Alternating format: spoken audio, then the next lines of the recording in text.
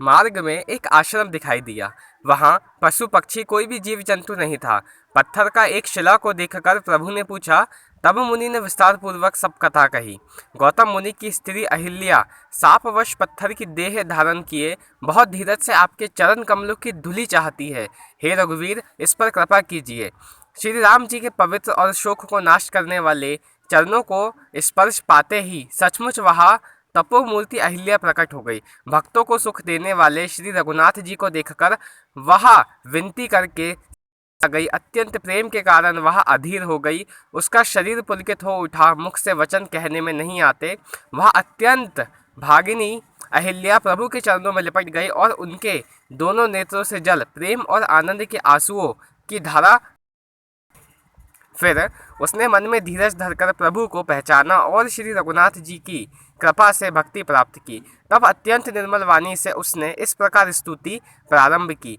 हे ज्ञान से जानने योग्य श्री रघुनाथ जी, आपकी जय हो। मैं सहज ही अपवित्र स्त्री हूँ और हे प्रभु, आप जगत को पवित्र करने वाले, भक्तों को सुख देने वाले और रावण के शत्रु हैं। हे कमल नयन, हे संसार जन्म मृत्यु के भय से हटाने वाले, मैं आपकी शरण आई हूँ। रक्षा कीजिए, रक्षा कीजिए। मुनि ने जो श्राप दिया सो बहुत ही अच्छा लगा। मैं उसे अत्यंत अनुग्रह करके मानती हूँ कि जिसके कारण मैंने संसार से आपका दर्शन नेत्र भरकर किया। इसी आपके दर्शन को शंकर जी बहुत लाभ मानते हैं।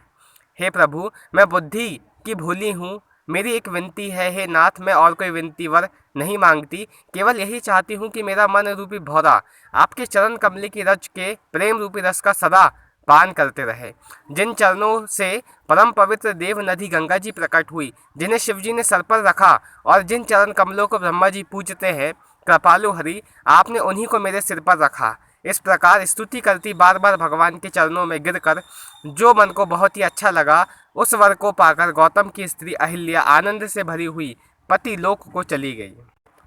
प्रभु श्री रामचंद्र जी ऐसे दीन बंधु और बिना ही कारण दया करने वाले तुलसीदास जी कहते हैं, हे शठ मन, तू कपट जंजाल के अलावा उन्हीं का भजन कर।